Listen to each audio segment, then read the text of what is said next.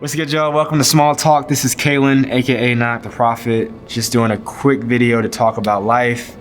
I used to do things called video blogs back in the day, and I've kind of discontinued them just because of life.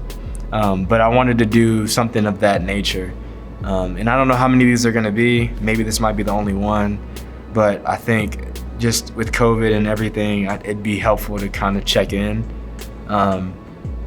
And I feel like most of the video content I've put out as of late has been mostly promoting songs or showcasing an event. And I kind of just want to get back to, hey, I feel this way today. Like, you know, just like get away from all the commercial stuff and just be honest about where life is at currently. So, man, on that note, today I'm just tired, bro. A lot of it's like my fault though. I haven't really been prioritizing rest these past couple weeks. And I work at my other job. I'm not currently at my job right now, obviously, but my day job, I work almost every morning at 7. So I'm getting up around 6, 5:45. But I'm going to bed at like midnight. So that's just not smart. And I'm starting to feel the toll of that lifestyle, but it's one of those things where I just, no matter how hard I try, like I get to that 10:30 and before I know it, it's like 12:30 and I'm back on the same cycle. So I'm trying to get a little bit more self-discipline in that vein. But yeah, so that's just to kind of contextualize where I'm at today. Currently, I'm actually filming a series of videos for my church. I'm an intern at my church. We're doing a series of videos going through the book of Psalms. And that's what this whole setup is about. I don't have all this. This is not my gear. I just thought I'd take the opportunity between speakers to just come in and say some things to you guys. So yeah, that's why I'm here. That's what I'm doing. And if I sound tired too, it's also because I've been listening to people talk about the Psalms since 8 o'clock this morning. It's about 3 o'clock now. And so you can kind of get an idea. The Bible is great. I love it to death, but when you're hearing it and hearing people's thoughts about it for 8 hours in a day, it can get on you. It can weigh on you a little bit. So again, just continuing to contextualize where I'm at currently. But spiritually, I think I'm actually in a pretty good place, man. I finished the Torah about 2 weeks ago, which was super cool. I've never read the first 5 books of the Bible. I've read Genesis, I've read like half of Exodus, and I've read some of Numbers when I was younger, but I've never actually gone from book 1 to book 5 and actually gotten through all 5 of them. So I did that 2 weeks ago, and that was really cool, man. I loved Deuteronomy, bro. And I made like a small video about it because I wanted to just share my fresh thoughts on the Torah right after I finished reading it. And I said, I don't really know yet how much I really love Deuteronomy or really like Numbers. How much of that is actually liking those books, so much as just like the refreshment of getting to those books after Leviticus, because Leviticus was brutal, dude. And what really bothered me, or not bothered me, but what was really difficult for me was like from Exodus, I think it was like Exodus 23, whenever it shifts from like them getting to the wilderness and then Moses talking about setting up the tabernacle, like from that point until the end of Leviticus, bro, it was just like this super dry, difficult journey through the text, man. I really struggled those couple weeks that I was stuck in that section of the Bible.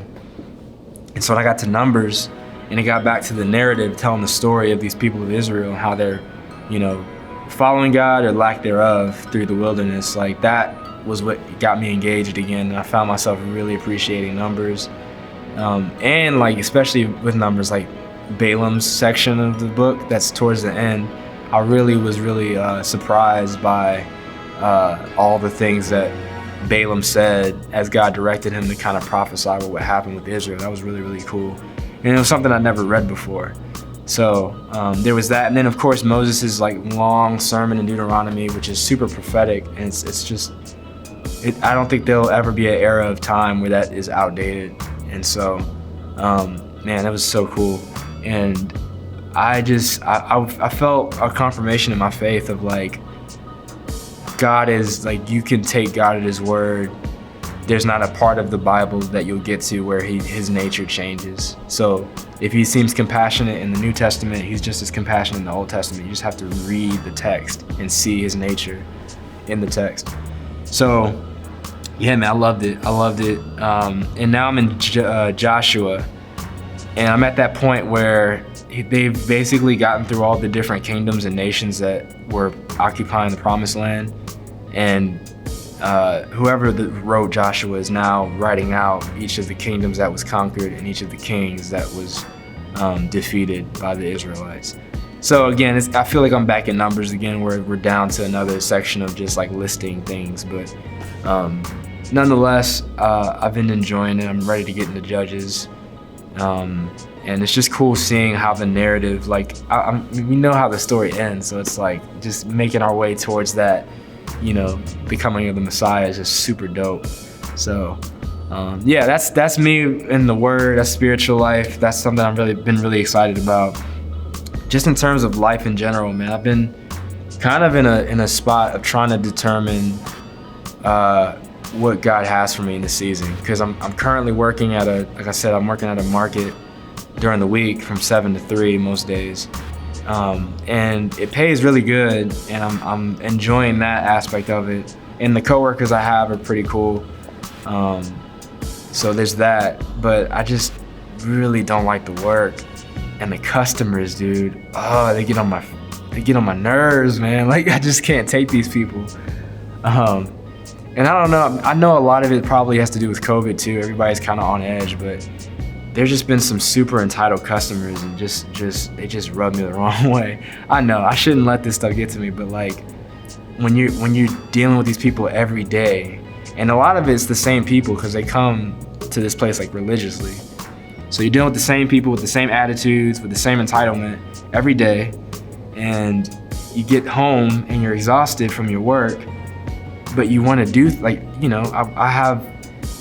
I have all these hours left in my day. I want to do something constructive with them, but I don't have the energy. It's like, man, there's got to be something better than this. And so I've been just wrestling with God on that, and like trying to see, because part of it I'm like, man, maybe I just need to be more patient, because all those things will come in time. I believe that. But at the same time, it's like, what if there's an opportunity during the season, in spite of everything with COVID, maybe there's still an opportunity to do something different and move closer to what I went to school to study. So there's actually a potential opportunity that I haven't really reached out about yet, but like actually today, the day I'm recording this, I talked to one of the guys and they mentioned that they're looking for some people. So I don't know if that was a nudge to me, like from him, but it definitely felt like a nudge from God, because I've been praying about this the past couple weeks and just haven't really taken any initiative or movement on it. But we'll see, man. I got a couple reservations about it. I have some things I want to question the Lord about, and just logistics and things of that nature. So we'll see. But if it worked out, and if it was something I actually went for, I think I would learn a lot. I would grow a lot, and it would just be an opportunity to continue the progress that's been made already. So we'll see what happens with that. Other than that, dude, I've gotten a lot of feedback about Ancient Foe, which is kind of another reason why I made this video, was to promote. I know I said I was just doing small talk, but I did want to kind of like shove a little promotion for Ancient Foe in here, because that's been a big deal. A lot of people have reached out about Ancient Foe.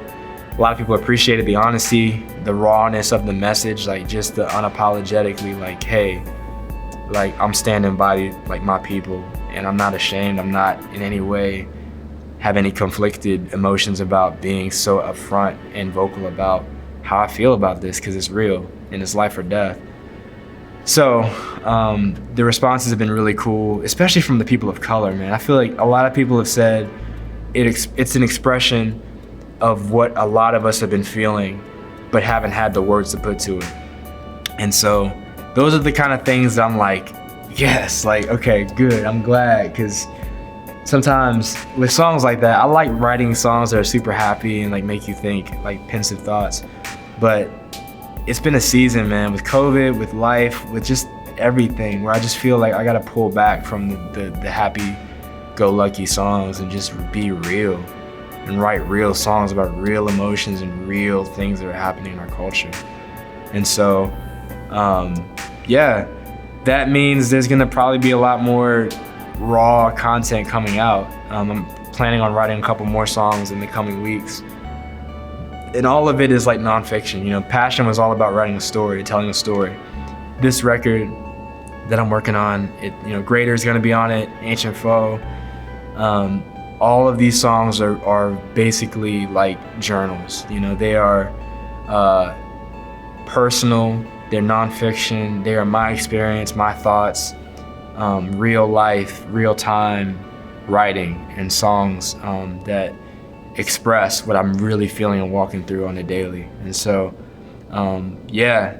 And I think with COVID and everything, I had already planned for this actually. So like, that's kind of the prophetic thing is like, back in like 2017, 18, I'd already planned after Passion to make a more down to earth, more non-conceptual, just kind of talk strictly about what I'm going through in life album. But I was like, oh, I hope I have enough to talk about. And then COVID happened and I was like, yeah, okay, God, I see what you're doing. So now it's all working together, but it's like, yo, I'm almost a little bit scared because there's a lot of things I feel prompted to speak on and stand up and say, but I'm not sure how this is going to be received. But I've been thinking a lot about recently the role of the prophet, like in the biblical narrative of Scripture. Like prophets were these guys appointed by God. They didn't just choose to be prophets; they were appointed. I think even Jeremiah was like, "I'm too young to do this, God. Choose somebody else." And God was like, "Nah, I got you, bro." And then I think about Ezekiel. In Ezekiel 33:7, he talks about himself being like a watchman. And there's this really cool and like illustration of how, or like the role of a prophet in a community where, as a watchman, a watchman is the guy that stands guard, and like when an enemy is approaching, they have to warn the citizens of the oncoming threat.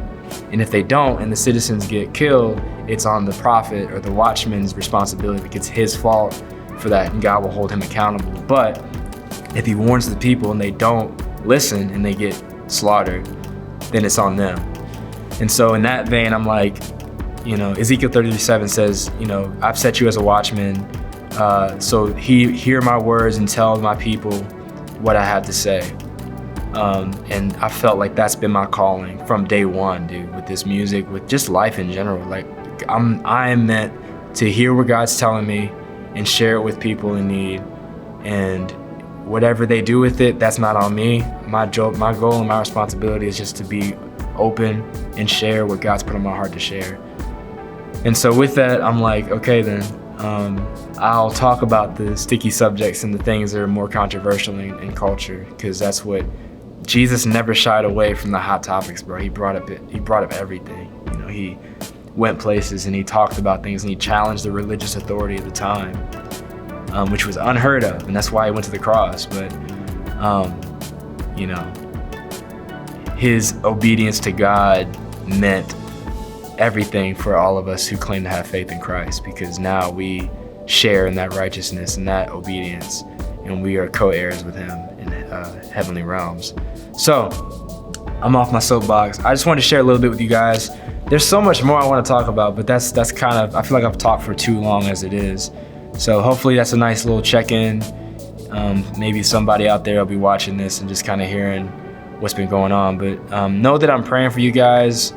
I feel like this pandemic has affected everybody in some way. Everybody's been affected in some way, and we're all dealing with it in different ways. And so just know that I'm praying.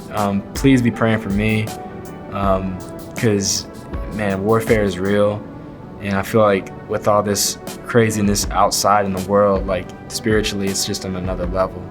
So, that's kind of all I have to say, guys. I'll be kind of keeping you guys updated. I want to do more of these types of videos, hopefully in the coming weeks, kind of make it a regular thing, especially during COVID, just to kind of keep people informed. Because again, a lot of my friends, even, like I haven't talked to many of my friends in a long time, dude. And so this is kind of hopefully a way to kind of just check in with everybody, So again, hope you guys are doing well. Hope this video finds you well, and just stay encouraged, you guys. I'm looking forward to catching up with you guys when this is all over, and hopefully we'll break bread and have fellowship. Peace.